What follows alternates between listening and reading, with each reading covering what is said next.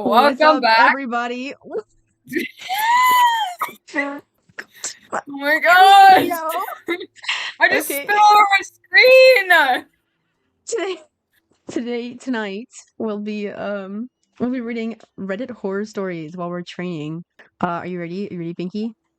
Yeah? Okay. You? Yeah. Yeah? Okay. Okay. Let's get started. Alright, so, put the stuff on the screen for you guys, but we're gonna get started. Me when I lag for no reason. I'm fucking dead. Okay. Read your first one, then I'll read mine. Alright. Blues with Beer 4 years ago posted this on Reddit. I'll make a shorter story from a longer one involving sensitive auras, but once I was with a girl on Big Frog Mountain at dusk, miles away from anyone. Wow, I already just crashed. We decided to walk up a trail. Right behind the car, I stepped in a mud puddle with odd-looking light brownish water. I pointed the puddle with odd-looking... Oh my god. I can't read. Good job. This is pissing me off. I pointed the unusual color out to her, and then we started walking. Not far up the trail, she started getting scared, and we went back to the car. In the car, we started making out while lying in the front seat, and she had her hand draped out the window. I felt an odd sensation on my back. It had happened before when people were behind me, and told her to pull her hand in, which she did. A few minutes later, I felt the sensation in my back again, but it felt more urgent. I rolled her window up, but being a horny-ass teenager, continued with the make-out session. A few minutes later, it felt like someone had stuck a wire straight into my back. Oh my god, I can't do this race. I'm so behind. I sat up, started the car, and headed back down the mountain. She was obviously confused, and asked me what was wrong. I replied that I didn't know, but something was wrong somewhere. We went back to my parents' house, and was assured by them that the family was okay. Having calmed down some, we ate late dinner and then started to leave. After I opened the car door for her, I walked around the back of the car. While walking, I glanced at the back of the car and saw handprints the same color of the mysterious mud puddle on the car. The last one was over the back window, and it was obvious someone was watching us while inching their way to the front driver's side window. When I saw the handprints, it felt like being hit with a lightning bolt, and I knew what had happened. Cold chills ran all over me. I got her out of the car, and as soon as she saw the prints, she knew too. The story is the absolute truth, so help me, and I'll never forget it. Yeah, I suck at reading. That's insane, though. Yeah, that's the Appalachian Mountains. Appalachian, Pinky. You said Appalachian! No, I said Appalachian. Oh, I hate you. It's the same thing. I think it's kind of minutes one. I'm not entirely sure. I think you can just say it either way. Can you imagine? Yeah, the evil mountain. I know, I was gonna say, like, especially being a teenager too, like, it's a lot more scary because, like, I feel like, you know, you're a lot more smaller and it's difficult. Yeah, Does that make sense? No, it makes sense. Like, I don't know. I can agree with you. I feel like the younger you are, the more nerve-wracking those experiences can be. Yeah, because you're a lot more, like, especially, like, when I was growing up, I watched a lot of, like fake skit horror stories, so it'd be, yeah, you're a lot more gullible. And even, it obviously, you know what I mean? Yeah. So... Yeah. Yeah. Yeah. So mine is, 10 hours ago, actually. 10 hours ago by Unhappy Ear 6018. My internship gave me a pair of headphones I shouldn't have put them on.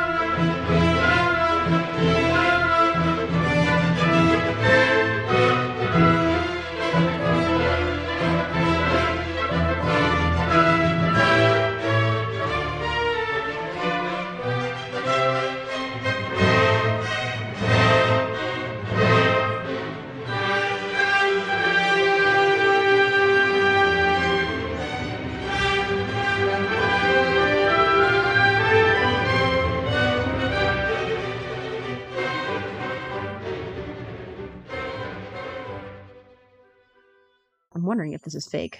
Really? Yeah, I really. think it's fake. It's I fine. think it's fake. It's fine. Let's I scare think the it's viewers. fake. Scare them. What subreddit are you looking for horror stories? Because I don't know if I'm doing this right. I don't know. I'm just searching up horror stories. I have a Tinder horror story from 5 years ago. MXR, Agorist Action, posted this 5 years ago. This is a Tinder horror story. He says, and I quote, I matched with this girl on Tinder. After texting back and forth for a bit on the app, I got her number and called to set up a date. On the call, we agreed to meet up Friday, May 28th at 8 p.m. CST. I'd hit her up at a bar at Chicago. On the phone, I told her that I'd pay for her Uber to my place, and we could head out from the lobby of my apartment of the building. This is where she raised the first flag. She told me that she's afraid of the dark and being kidnapped. I reassured her that 8 p.m. isn't that dark, and that the lobby of the apartment building isn't well lit and staffed with two, I don't even know what that says, concierge, whatever, 2 security members full-time. She can also wait outside the lobby if she isn't comfortable entering the building. She insisted that she's uncomfortable, so to accommodate, I decided we should meet at a public place like Starbucks. We agreed to 8 p.m. at Starbucks closer to her place. On the night of the date, I texted her 4 hours before the date asking her to bring a jacket with her since it's very windy. She promptly replied that she will and thanked me. It was raining on the night of the date, and in another text, I mentioned that if the rain turns into a thunderstorm by 7:30, we should table our date. 7:30 rolled by, and the rain was gone. I texted her around 7:40, telling her that I'm leaving my house and heading to Starbucks. This is where the text messages shown begin. At around 8:05, she texted me back asking me to let her know when I arrived at Starbucks. I assumed this meant she was already there. At this point in time, my Uber took the wrong path on the way to Starbucks, so I arrived late, around 8:20. Expecting to see her there waiting, I was surprised to know that she wasn't there. I thought she had bailed, and I decided to give her an extra couple minutes as I gauged her initial interest level as very high. At around 8:30, I call her asking if she's on her way. I took the time to get dressed, look nice, and arrive at our agreed location, so where was she? She picks up the phone. She tells me that she's afraid of the dark and that she doesn't want to leave her apartment building. I told her that we agreed to meet at Starbucks at 8, and now that it's 8:30, she asked me to then pick her up from her apartment building, which is located 10 minutes away by car ride. This perplexed me. She's afraid of being kidnapped, but she's giving me her address and asked me to go to her place. She knew I was on my way 20 minutes before our date, told me to tell her when I arrive, and it's now 30 minutes past the time we were supposed to meet. I asked her if she could make it over in 10 minutes. That would have given her almost an hour to prepare since I texted her that I left my house. She ignored the question and insisted that I picked her up. Remember, I only offered to get an Uber to my place 2 days prior, which she rejected. I pressed on the same question, asking if she can make it within the next 10 minutes. She was silent for a good 30 seconds. It was a type of silence where you can tell if she wants to say yes, but knows that she can't get ready in 10 minutes because she's still in pajamas. I broke the silence by telling her that I'm not interested in these games, and that if she's unable to keep her word on something as simple as meeting in a public place, then this wouldn't work. I politely bid her a good night and hung up. I didn't have time for these games. That's when shit hit the fan. She was angry that I had the nerve to stand her up and I don't know what that word is. It's fun. She was angry that I had the nerve to stand up to her general lack of responsibility. She blew up my phone with calls and text. I didn't pick up any of the calls or answer any of the text. At this point in time, she had already been erased from my memory, as I was about to hit the bars and make most of the night. This post includes all the texts she blasted me with. She stopped texting me around 9 p.m. At that point in time, I was already at a nearby bar and vibing with a group of random guys and girls. Then, at 11 p.m., I get an essay from her in a form of a text. I'll let you all come to your own conclusions. I never picked up her calls back to me or replied to her texts. I was busy having a good time, and if you ask me, I dodged a massive bullet. This is not a horror story. Yeah, that's not a horror story. Okay, here's mine. This one's also a Tinder horror story, or hopefully it's a horror story. Oh shoot, I just completely messed up this dressage. Okay, so this one doesn't tell me who it's posted by. I was 51 days ago. And the title reads, I'm never using Tinder again. After having been single for the first 3 years of college, I wanted to dip my toes in the dating scene. I installed Tinder and swiped right until... I just feel dressage again. Swiped right until my thumb turned purple. Excitedly, I got a match fairly quickly. Her name was Bella. She was a petite 21-year-old woman with sandy blonde hair and dimples that made me melt on the spot. According to her profile, she went to the same university as me and she was a junior in college. After some back and forth between the two of us, she surprisingly invited me to a party in the wealthier part of the town. She said she knew some friends who were going to be throwing an absolute thrasher and wanted to bring a date. I agreed immediately. We chatted some more and I agreed to pick her up at 10 p.m. The plans were set. Beaming, I threw my phone on the bed and fist pumped the air. That was far easier than I could have imagined. Later that night, I picked her up. I fully expected her to be a catfish, but lo and behold, as I approached her address, she was already standing on the curb, smiling and I'm okay. Smiling and waving excitedly. She was wearing a beautiful sweater and stylish pants that fit her curves well. If I'm honest, the outfit she wore kind of made her look older than I initially pictured, almost like a soccer mom. But that's neither here nor there. She got in my car and we headed toward the party. As my car rolled to the address of the party, my jaw dropped in awe. The house was massive and had the appearance of a souped-up, grandiose mansion. I asked Bella if this was actually the house, and she nodded emphatically. On the way to the door, I was in shock at how fancy the yard exterior was. It truly looked like an establishment owned by a multimillionaire. Strangely, though, there were only a handful of other cars parked in front of the house, despite the loud volume indicating there were far more people inside. As we got closer to the house, my estimates were right. In the windows, I could see probably over 100 people dancing and partying inside while music emanated from the interior. As soon as Bill and I came into the door, however, it felt like everyone in the house froze for a brief second. I'm not exaggerating when I... about to fail. Not exaggerating when I say it looked like every single pair of eyes in that house were on Bella and I just for a moment. Then, as if I had imagined all, the party resumed and everyone continued dancing as if nothing had happened at all. I noticed immediately that something wasn't right. However, these people who I assumed to be college students all looked to be in their late 30s to 40s. I couldn't tell if there was a single college student in sight. Much like Bella, they were all dressed as they were attending a book club instead of a late-night weekend thrasher. When I whispered my observation to Bella, she just brushed it off immediately, saying they were probably just all upperclassmen. I suppose she had a point, and we made our way to drinks to loosen up. As I approached the drinking station, I turned around and realized Bella was nowhere in sight. I texted her asking where she was while I took my first sip of spiked fruit punch. While I was standing there, I could have sworn I kept catching people staring in my direction in my peripheral, but they shifted their eyes as soon as I turned in my head. I was starting to get seriously disturbed and a knot formed in my stomach as I waded through the crowd trying to look for Bella. Eventually, I made my way near. Oh my gosh. Eventually, I made my way near the back of the house and I found a hallway that wasn't occupied with clumps of people. Walking down the hall, I read a bathroom on a sign and followed it. Great, just the breath of air I needed. I muttered to myself. I sat on the sink replaying the audience of the party in my head when I heard a knock at the door. I yelled occupied, but the guy on the other side of the door insisted he had to use the bathroom.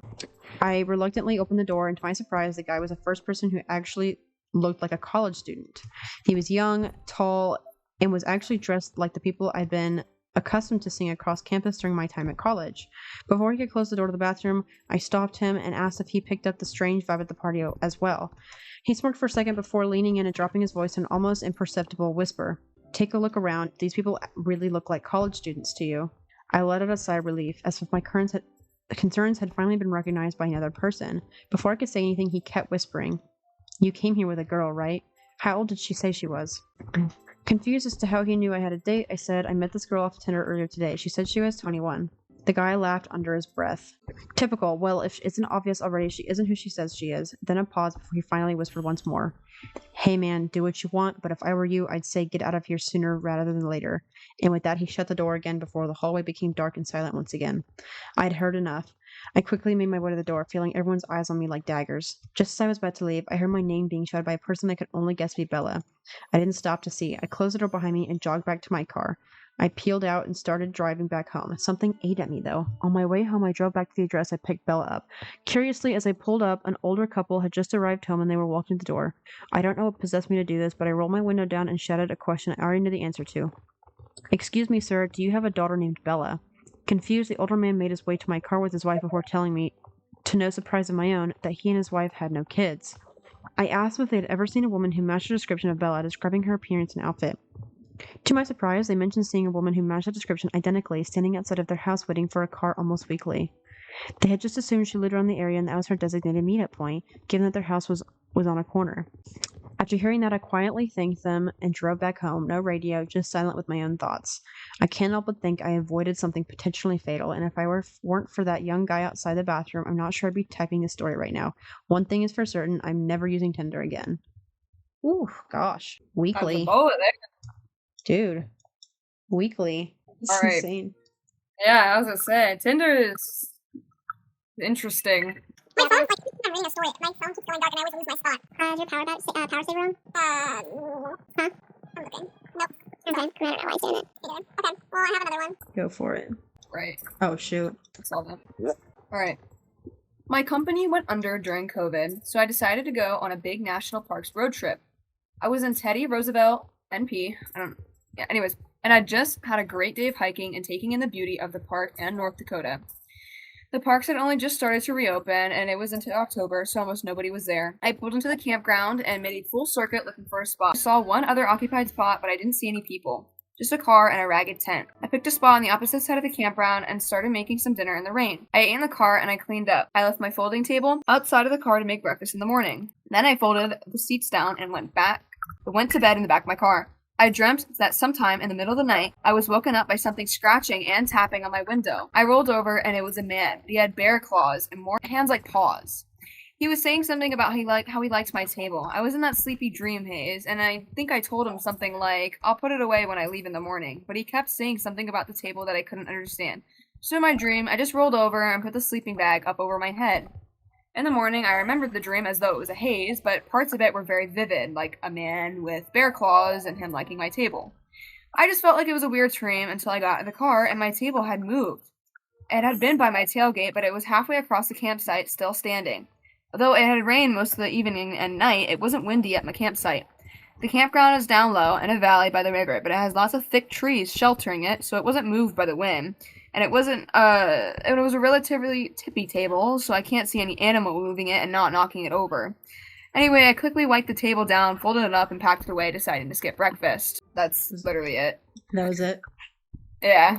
Uh-huh. All right. He made an edit saying that he wasn't using AI to write comments, and that it actually happened to him, and he's somewhat on the spectrum. Well, that explains a lot. Can I say that? You're gonna get canceled, bro. Dude. Okay, here's mine. User was deleted. This was 12 years ago. A few years ago, okay, so more than 12 years ago, I was walking through the woods off the beaten track a bit, and I smelled this really overpowering sweet smell. Being nosy, I pulled back the undergrowth to have a look and found a dead body. The guy had clearly been there for a while and wasn't looking great, all swollen and green and black with various runny bits. The local wildlife had also been dining well for a few days. I called the police, who told me to wait with the body until they arrived, and it got dark, and I just sat there in the dark with him for a long time. It turned out, where's my mouse? He committed suicide. For a long time afterwards, I had dreams about him, and he would talk to me, and they weren't nice things, mainly about how he was angry I had disturbed his resting place, and he wanted me to kill myself. Probably just my imagination, but all pretty disturbing at the time. He still turns up in my dreams from time to time, and no doubt will be tonight after typing this. Wow. Wait, did they kill themselves? That's what it said, yeah. Jeez. Wow. I've got another this one's not. Well, this one's kind of short. About 2 years ago, I was driving home from a family reunion pretty late at night, and the drive was about 2 hours. I didn't stay the night because I had to be back for work the following day. Most of the drive was on roads with these dense bushes and trees on either side, the really creepy ones you see a lot in movies. Anyway, I've been driving about 45 minutes, and I'm starting to get really tired. You know how sometimes you suddenly just become really tired out of nowhere? Well, yeah, that happened to me. I knew I wasn't going to last, but I didn't come across any place that I felt that I could park and safely sleep. Anyway, after it became clear to me that I wasn't going to find a place to pull up and my tiredness wasn't going away, I did something very questionable. I pulled over to the side of the road onto the grass behind some bushes to try and hide my car from anybody else who was going to come past. The roads weren't empty. I came across another car every few minutes or so. I made a mental note that the time was 11:22 and then fell asleep. Sometime later, I was awoken by a scratching sound. I looked at the clock. 11:50. The sound stopped after a few seconds, and because I was still extremely tired, I didn't bother looking around and simply went back to sleep. I was later awoken by the same sound, and it was now 12:40. This time it really freaked me out because the sound didn't stop. The thought ran across my mind that it was just an animal inspecting the car, but why would it return almost an hour after it had left the previous time? I looked in my rearview mirror and just managed to catch a glimpse of something running away into the forest. Now, at the time, I thought it was the damn hook killer, you know, the one that scratched the couple's car and then slaughtered the guy when he got out to investigate. Fuck that, I thought to myself, so I got the hell out of there. There was a bend no more than 100 yards up the road, and as I came around it, there was a fucking car parked off to the side of the road with the driver's side door opened. I slowed down just to look to see if anyone was in there. There wasn't. Then I looked in my rearview mirror. I didn't see anything, and all of a sudden this guy comes sprinting around the corner. He starts screaming at me, shouting stuff like, hey you, get the fuck out of your car now. I noped the fuck out of there and sped off. I never saw the guy again. Moral of the story, don't fucking sleep on the side of a deserted road. Sorry, the moral of the story was funny to me. I don't think I could ever do that, bro. I would last through it. Like, it's just not happening. I'm trying to find another story. I've gotten the one if you want to keep looking. Oh, yeah. Okay. A few summers ago, I went for a bike ride around midnight with a friend. We went our separate ways at the end of the evening, and I had about 2 blocks to ride back by myself. Because of the construction, I had to ride on the sidewalk, but the streets were dead. But it wasn't a problem until right where I was about to turn left onto my street. There was this man walking by himself, maybe 40s, a little scruffy, but not homeless. The sidewalk was narrow, and I didn't want to freak him out, so when I got about 6 feet behind him, I said, hey, behind you, and he turned around and gave me this super angry look. I turned down my street, and he started to follow me, literally screaming about how I was a fucking cunt, he was going to kill me and all that. I live right off the corner, I didn't want him to figure that out, so I decided to do another loop around the block. That's not the scary part. The scary part is when I looped back around and looked down the street, I saw him standing on my fucking front stoop, staring out at the street like the motherfucker knew I lived there. He saw me ride by again, but he didn't say anything.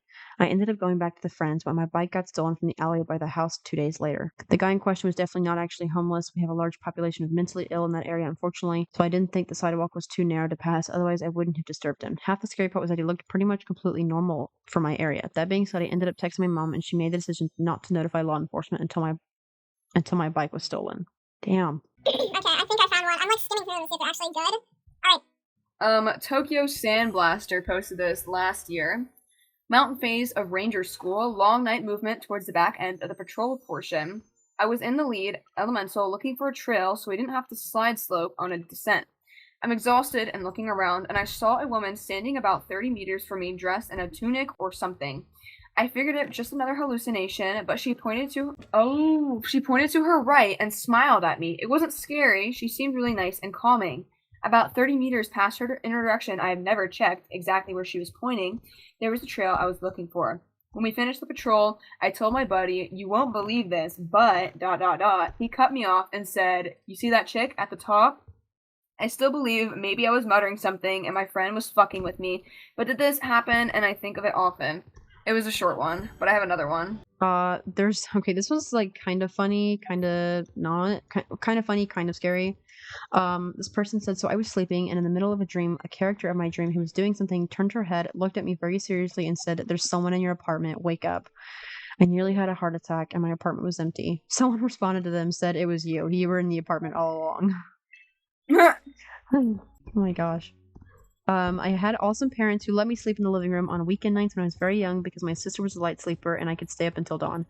But of course, I always ended up sleeping on the couch because Nick at night made me tired, whatever. I don't know. So one night I wake up to the prickly feeling like an instinct. I just bolted into a sitting position and stared at the front window. We lived in rural Georgia, so you can imagine the magnitude of trees. In perfect light cast from the moon, I see a silhouette of someone in this fucking tree. The family dog dashes the window and is snarling into the glass. Terrified, I run into my parents' room and try to explain to my parents that there's a strange person outside. Dad grabs something defensive and darts outside with the dogs to beat the whack out of the hothead. I tremble in Mama's arms until Dad comes home and says he saw no one and to go to bed. I decided to sleep in my regular bedroom. I fill in my sister as to what happened. Dad is making regular rounds in the house with a cup of coffee. We're all still, and I finally think I can sleep. Nope, I notice the man outside my window. From what I can see in the moonlight, he gives me a shush signal and runs away. Just turns around to run a straight line away. I swear I couldn't stop crying for what felt like hours. Wow. Can you imagine? Yikes. Yeah, that sounds really scary. My house sits farther back in the lot than most other houses. It's a strange layout as well. The sidewalk runs the length of the living room and ends at the front porch, which lets into the living room. Large windows that do not open allow great light to get into the living room, but at the cost of no privacy. The rest of my family was on vacation. Having the house myself, I decided I would get smashed. Oh, brother. Well, I passed out on the couch in the living room at about 9. When I realized I was too scared to walk back to my room, the couch was right underneath these big windows. I woke up suddenly, not knowing why. I had a severe case of the chills, and I could not figure out why. Then the banging started. It came from right above me. I did not move, but I opened my eyes and looked up at the window. Someone was standing there, pounding on the glass. Without moving, I looked at the cable box. It was around 3 in the morning. Oh gosh, one of those 3 a.m. stories. Nope. The banging continued. Then it stopped suddenly, but I still did not move. Suddenly, it commences again, coming from 2 different directions now. Someone is banging on the window, and another person is banging on the front door. They kept doing it, would not go away. Finally, after about 40 minutes, they quit. It was the most terrifying event I can recall at the moment. It made me a nervous wreck after that. I called a friend the next day to see if he would come over and stay the rest of the week, and his response was, "What? Oh, what the fuck for? So that we can both be murdered in our own sleep? Thanks a lot, asshole." Oh, was a very nice friend. All right, I was 17. I just got my license. Back in high school, my friends and I had made it a mission to find abandoned houses to throw parties in. We had a few good candidates, but the mother lode was this house I would pass on my home from work. It was an undeveloped shell of a huge home with a large property in the back. I had told one of my friends about it, and one day before we went to see a movie, I took him to the house. It was about dusk in summer, so I had my headlights on. I pulled into the front of the house, and we were there for like 10 seconds tops before we pulled back to go to the main road. A minute later, the big truck pulls up behind us with his high beams on, riding our ass. My friend and I took note of it, but paid it no mind as we headed back to the main road. At the light, I turned right, but the truck cut through the gas station at the corner and blocked us off. Out of the truck comes this big hulk of a man, and my friend and I are shitting our pants. He raps on the window, and I roll it down. Now, this really freaky part is that this is a busy road, and now there's no one in sight. He asked us what we were doing at the house, and I quickly lied and said we were making a U-turn. He stares at us for a few seconds, smiles, and sends us on our way. To this day, the house remains unfinished, and I'm convinced it's a drug operation of some sort. Someone commented saying he probably thought you were going to steal the copper off the site. It's been an issue all over for quite some time now. Yeah, that wouldn't be shocking, actually. People rave about copper at abandoned sites. I got it. It's a Go really for it. long Oh god. Okay. one. Gotta clear your throat for this one. Yeah, I do. It's like long. You know what else is long? Yeah, I don't know what you're talking about. Okay. First night back in my barracks after returning from JRTC, I'm dreaming that I'm on a bus, leaving JRTC with all my guys. It was a vivid, perfect, exact memory. Passing the trailers, the motor pool, leaving FT Polk. Everyone was sitting in the exact places where they were in real life. We were standing up and moving around, talking to each other, telling stories about some things in the box. Someone hands me a cup and says, "Drink it." I do. The bus skids out and rolls over, and I'm thrown onto the floor. Instant portal into sleep paralysis for what feels like hours, staring at the dark wall of my room, Hat Man looking over me, everything. I'm screaming at the top of my lungs but can't move. After hours of this, I manage to roll off the bed, and when I hit the ground, I wake up. I don't wake up into real life. I'm back on the bus, still on the ground, everything is rolling and crashing. I'm scrambling to hold on to something, and my hand finds the cup I drank out of. A terrifying voice says, "Drink it." I don't want to, but I have to, like someone else was controlling my arm. I'm forced to drink again. As soon as I do, right back into sleep paralysis in my barracks room. I'm frozen in my bed again, screaming and struggling, but immobile. The craziest part was the shadow monster felt like it was some kind of imminent danger, like in the next moment it was going to rip me apart, but that feeling continued for hours and hours. No matter how motionless it was, my brain couldn't see it as anything other than the most immediate danger. I slowly, agonizingly inched myself off of the bed again. I fell onto the floor, tangled in my blankets, and got myself onto all fours. The terror was still there, like I was drunk, I was off balance, and I couldn't get myself right. I was just kind of squirming on top of some dirty laundry that was on my floor. Suddenly, I realized, like a light bulb turning on, that I did my laundry and there isn't any laundry on the floor. My eyes opened and I was back in my bed. Sleep paralysis again. Right where I started, I screamed just like I had been the previous eternities. Instead of a raw, horrible yell this time, it was just kind of a squeak. It was a little murmur that came out and sounded different. I flailed my arms and they actually moved. I realized now that I was actually awake. I hadn't moved an inch from the position I fell asleep in. I jumped out of my bed, turned on all the lights, and sat in a chair, processing the whole thing for like an hour. I remember drinking water and writing my name down on a piece of paper to assure myself that I was actually awake. I don't know what kind of demon I pissed off in the Louisiana swamp, but it was some kind of straight voodoo shit. Damn, dude. Can you imagine having a dream like that? I've had some seriously vivid dreams, and they're genuinely, sometimes they can be the scariest shit ever, because it feels so real. And just like having a dream like that, and it feeling like real life would just be so awful. It would be so awful. I used to have sleep paralysis. They were never that bad. It's, like, sleep paralysis is terrifying, especially when you don't know the difference between, like, if you're actually awake or if it's actually there and real. Let's see. Okay, so this happened to me last summer when I was back in my parents' house during the holidays. It was around 3 a.m. and I was in my room on my computer when I got a call from my sister. Now that was already a little bit weird since my sister's room is just down the hallway from mine and she could have just come to my room. I went to pick up and the call ended as soon as I reached the phone. I figured that she wanted to speak with me, so I got up and went to her room. As soon as I reached her door, she started screaming that someone was in her room with her. So I busted in, and of course, nobody was there. After she stopped crying, she told me that she woke up and saw a dark shadow just centimeters from her face, and that's when she screamed. So I told her that she called me. She tells me that her phone is not in her room and that she was sleeping. Sure enough, her phone is actually downstairs in her purse. The weird part is that I had the log of her call on my phone, but she doesn't. Never managed to explain this one. That is so weird. What the hell? Okay, well that's it. Yeah. Do you have any last words? Like and subscribe or there's gonna be a giant spider on your pillow tonight. All right, buddy.